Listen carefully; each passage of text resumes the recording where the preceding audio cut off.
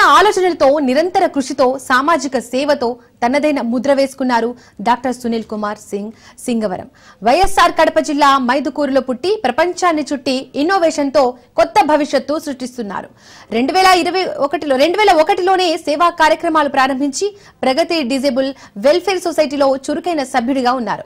2019 lockdown సమయంలో హైదరాబాద్ లో రోజుకో 200 మందికి ఉచిత భోజనాలు అందించారు.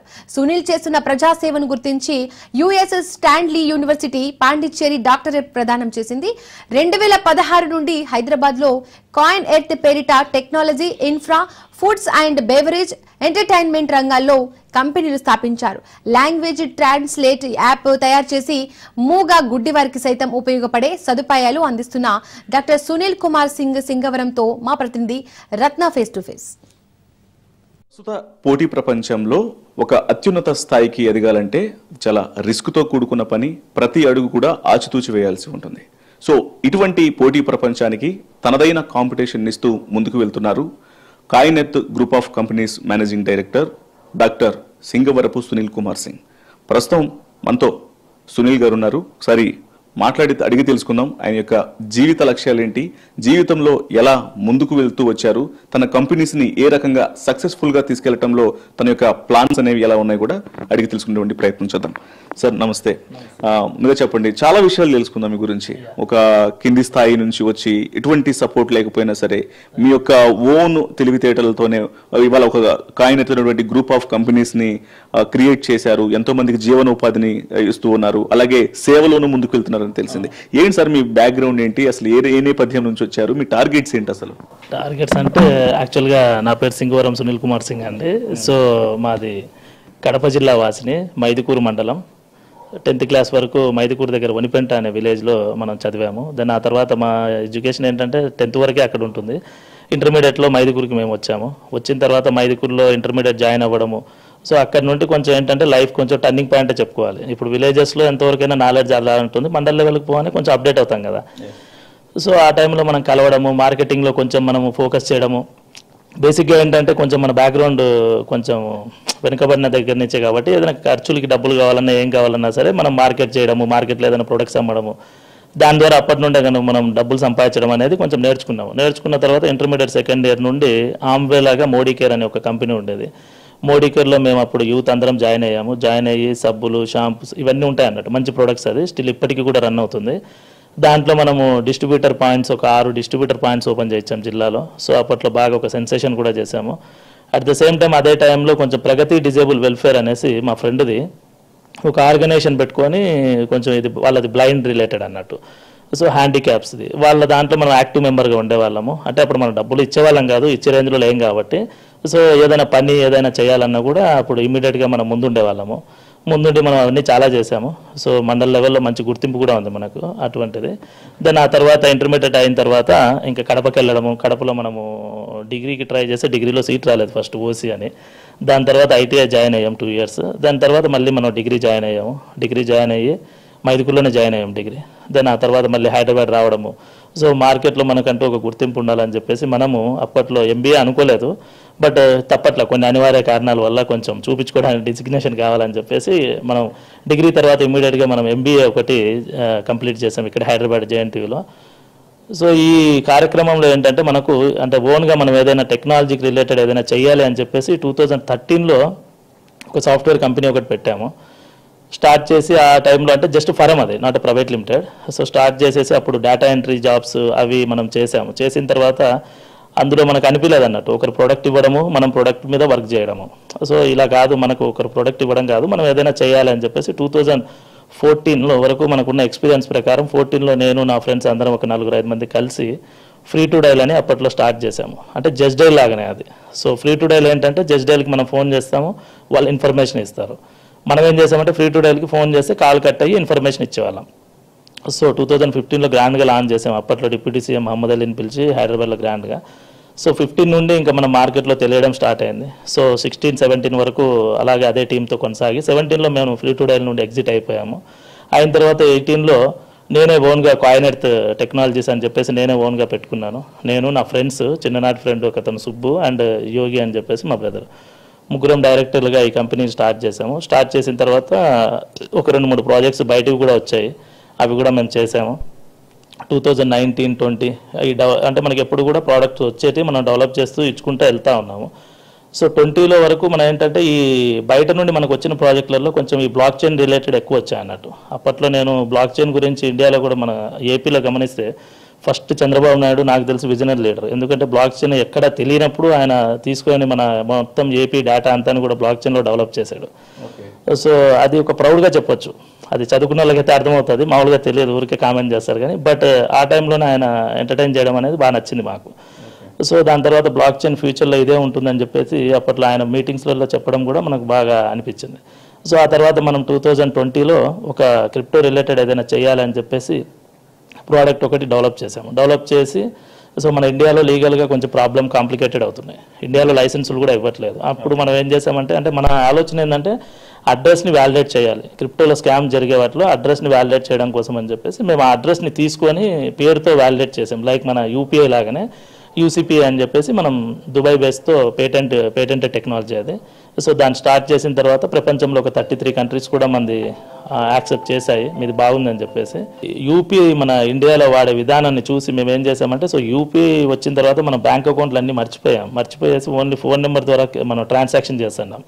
ఇదే టెక్నాలజీని మనం ఫోన్ నెంబర్ ద్వారా క్రిప్టోని సెండ్ చేస్తే ఎలా ఉంటుందని చెప్పేసి ఆలోచించి ఇమీడియట్గా మనం దుబాయ్ బేస్తో రిజిస్ట్రేషన్ చేసి, ఎందుకంటే అది మంచి, మనం ఇండియానా దుబాయ్ అని కాదు, ముందు మంచి మనం జాయిన్ చేసి తర్వాత మన ఇండియాలో లీగల్ చేసినప్పుడు ఆటోమేటిక్గా మనం ముందు ఉంటామనే ఆలోచనతో మనం దుబాయ్లో రిజిస్ట్రేషన్ చేసి స్టార్ట్ చేసాము. స్టార్ట్ చేసిన తర్వాత మీ ఫోన్ నెంబర్ ద్వారానే క్రిప్టో సెండ్ చేయొచ్చు, రిసీవ్ చేయొచ్చు అని. సో పేసియో అనేది ఈరోజు వరల్డ్లో అందరూ కూడా ఒక బ్రాండ్ లాగా వెళ్ళింది.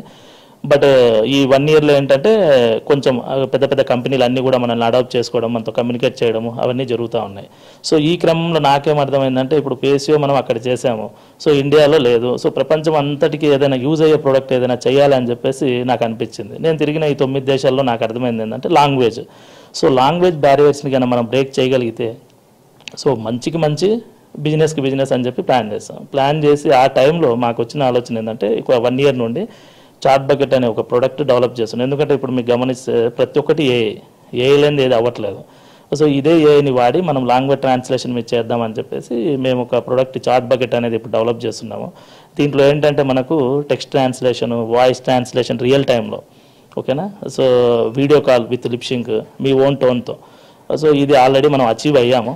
అండ్ సెకండ్ ఇంకోటి ఏంటంటే, ఇప్పుడు blind related and sign language related కూడా మనకి, ఎందుకంటే ముందు నుంచి అది కొంచెం ఉంది కాబట్టి ఆ క్రమంలో ఏంటంటే వాళ్ళకు కూడా మనం దీంట్లోకి తీసుకొని వస్తే మెయిన్ ఏం లేదండి. ఇప్పుడు వాట్సాప్కి దీనికి తేడా ఏంటంటే, వాట్సాప్ని ఇప్పుడు బ్లైండ్ వాడలేడు, సైన్ లాంగ్వేజ్ వాళ్ళు వాడలేరు, ఓన్లీ చాట్ చేయగలుగుతారు. మన ఇంటెన్షన్ ఏంటంటే సైన్ లాంగ్వేజ్ వాడు సైన్ చేస్తే అవతల వాయిస్ రావాలి, ఓకే. సో అంటే వాయిస్ వచ్చింది అనుకోండి, ఇప్పుడు మూగవాళ్ళు ఫోన్ చేసి మీతో మాట్లాడగలుగుతారా? మాట్లాడలేరు, చాటింగ్తోనే మాట్లాడాలి. బట్ మన దాంట్లో ఏంటంటే మూగవాళ్ళు మీతో డైరెక్ట్ ఫోన్ వాయిస్ ఇస్తాను నేను, ఎందుకంటే ఆల్రెడీ నా మోడల్కి 40 లాంగ్వేజెస్ ఫీడ్ చేసి పెట్టాము. దీని ద్వారా ఏమవుతుందంటే మన ఇండియన్ లాంగ్వేజ్ 12 లాంగ్వేజ్ సపోర్ట్ చేస్తున్నాము. సో మూగవాళ్ళు ఏదైనా సపోజ్ సైన్ లాంగ్వేజ్ చేశారు, చేసిన టెక్స్ట్ ఏదైతే ఉందో అది వాయిస్ రూపంలో కన్వర్షన్ చేసి మీకు వినిపిస్తాను, ఓకే. అండ్ దాని తర్వాత వచ్చేసి మళ్ళీ బ్లైండ్ రిలేటెడ్ ఏంటంటే, ఇప్పుడు బ్లైండ్కి మీరు గమనిస్తే మార్కెట్లో యాప్లు ఎక్కడా లేవు. యూరోపియన్ కంట్రీస్లో బీ మై ఐస్ అని ఒక యాప్, సో వాళ్ళు స్టార్ట్ చేసాక 1 కోటి మంది అందులో ఉన్నారు అన్నట్టు వాలంటీర్స్, ఒక 25 లక్షల మంది బ్లైండ్ పీపుల్ ఉన్నారు. అది చూసిన తర్వాత నాకు అర్థమైంది, ఓకే రైట్, మనం కూడా ఒకటి ఏదైనా చేస్తే బాగుంటుందని. నేను వాలంటరీ వస్తాడు రాడు, దానికన్నా మనం ఏఐనే ఒక వాలంటరీ లాగా ఇన్వాల్వ్ చేస్తే బాగుంటుందని చెప్పేసి మేము ఒకటి డిజైన్ చేసాం. అంటే ఏం లేదు, ఇప్పుడు బ్లైండ్ జస్ట్ ఫోన్ ఆన్ చేసి ఇలా చేతిలో పట్టుకున్నారంటే అతని సరౌండింగ్లో ఏమైతే ఉన్నాయో అన్నీ చెప్పుకుంటూ ఉంటుంది. నేను ఎందుకంటే ఇది స్టార్ట్ చేసే ముందర బ్లైండ్ ఆర్గనైజేషన్కి వెళ్ళినప్పుడు వాళ్ళు చెప్పారు పిల్లలు ఏంటంటే, అంకుల్ ఇప్పుడు రోజు కొత్త వస్తున్నాయి, ఏంటి మన ఎడ్యుకేషన్ రిలేటెడ్ పేపర్లు వస్తున్నాయి, సో మేము చదవగలిగితే మాకు ఇంకొంచెం యాక్టివ్గా మనము మార్కులు తెచ్చుకోవచ్చు. ఇలా బ్రెయిలీ అనేది కాకుండా మాకు ఇట్లా జస్ట్ స్కాన్ చేయగానే మాకు అందులో నుంచి వాయిస్ రావాలి, ఇంగ్లీష్ కానీ హిందీ కానీ తెలుగు కానీ అన్నారు. నేనేమన్నానంటే సరే మనం దీనికి కూడా అని చెప్పేసి నేను అది కూడా సక్సెస్ అయ్యాను దేవుని దయ వల్ల. సో జస్ట్ వాళ్ళు బుక్ ఓపెన్ చేసిన, పేపర్ ఓపెన్ చేసి ఇలాగైనా ఫోన్ పెడితే అందులో నుంచి టెక్స్ట్ రూపంలో, ఆడియో రూపంలో వీళ్ళకి వినబడుతుంది. దానివల్ల ఏంటంటే వాళ్ళ ఎడ్యుకేషన్కి ఇది మంచి ఒక మొదటి మెట్ అవుతుంది. అట్ ద సేమ్ టైం వాళ్ళు బస్ నెంబర్ కనుక్కోలేకపోవడము, ర్యాపిడో వచ్చినప్పుడు ఏ ర్యాపిడో ఎక్కుతున్నారో తెలియలేకపోవడము. మన మోడల్ ఏంటంటే ఓపెన్ చేయగానే వాళ్ళకి సరౌండింగ్లో ఉండేది చెప్తుంది. సో బస్ నెంబర్ చెప్తుంది, అంటే విజన్ దానికి కనబడినంత వరకు, బైక్ నెంబర్ చెప్తుంది, ఆటో, ఇలాగ మనం దాన్ని ట్రైన్ చేసి పెట్టాము. సో అంటే blind and sign language normal చదువు రాని వాళ్ళు అంటే లాంగ్వేజ్ రాని వాళ్ళు కూడా అందరూ కూడా ఒక ప్లాట్ఫామ్లో ఉండొచ్చు అనేసి మేము స్టార్ట్ చేసాము. యాక్చువల్గా దీని మీద మేము గవర్నమెంట్ని కూడా అడుగుదాం అనుకుంటున్నాము. బ్లైండ్ రిలేటెడ్ అండ్ వీటి రిలేటెడ్ మాకు జీపీయూలు కూడా ఇప్పుడు ప్రొవైడ్ చేయమని చెప్పేసి.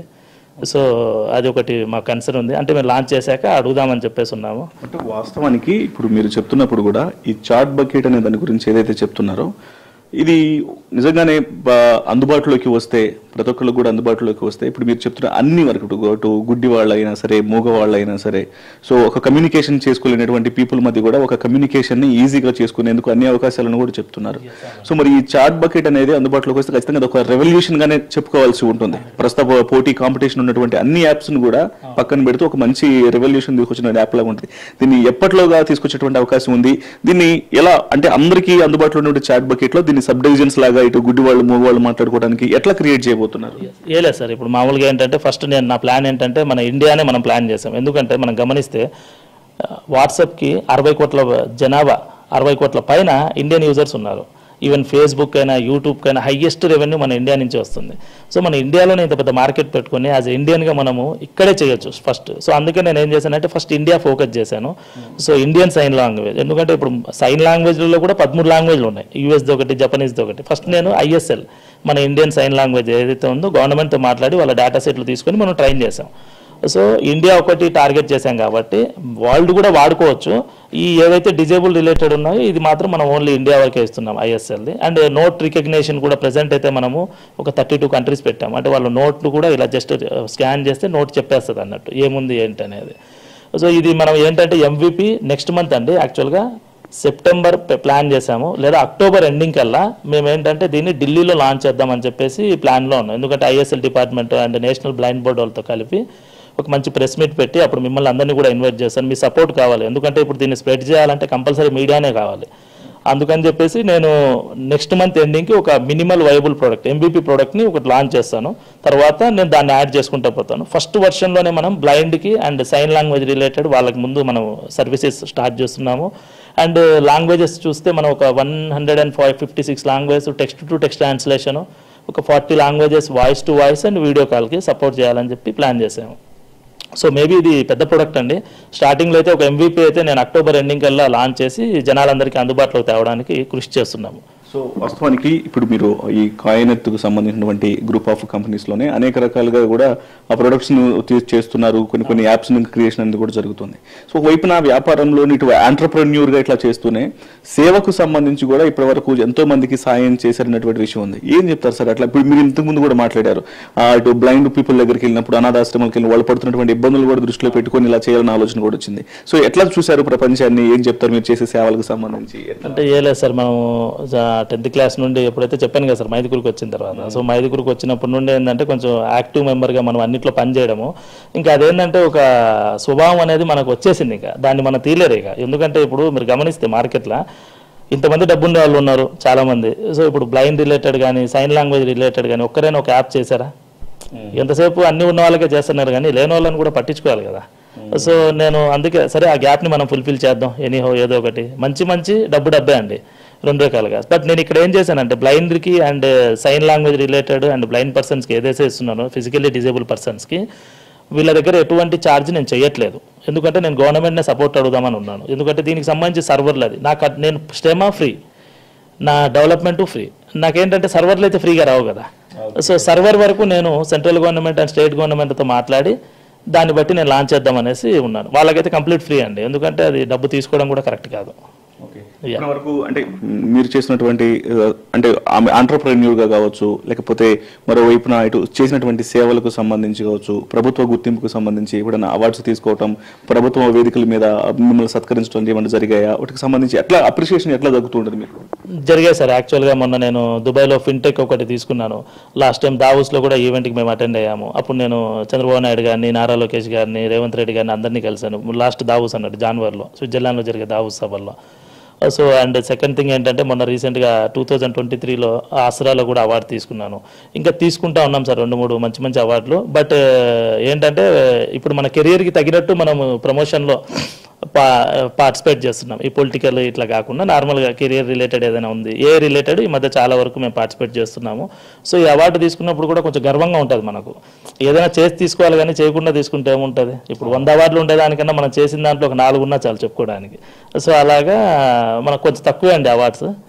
Okay okay thank you sir. Yeah so అది అంటే తరగతితో సంబంధం లేకుండా ఏ స్థాయిలో నుంచి వచ్చామనేటువంటి విషయంతో పని లేకుండానే తనకంటూ తను స్వతహాగా తన స్నేహితుల ద్వారా కావచ్చు, తన తెలివితేటలతో ఇవాళ కాయనెత్తు గ్రూప్ను స్థాపించి అందులోనే ఎన్నో సబ్ బ్రాండ్స్ని కూడా ఏర్పాటు చేయడం, ఇవాళ చాట్ బకెట్ అనేటువంటి మరొక యాప్ని క్రియేట్ చేస్తూ ఇటు గుడ్డివాళ్ళు, మోగవాళ్ళు అన్ని వర్గాల వారు కూడా దీన్ని ఉపయోగించేలా ఈ రకమైనటువంటి ఇటు ఆంటర్ప్రెన్యూర్ గాను, ఫిలాంథ్రపిస్ట్ గాను, మరోవైపు సోషల్ సర్వీస్లను ముందుకెళ్తున్నారు సునీల్ కుమార్ సింగ్ గారు. కెమెరా పర్సన్ భరత్తో రత్న్ కుమార్, ఓటు స్టూడియో.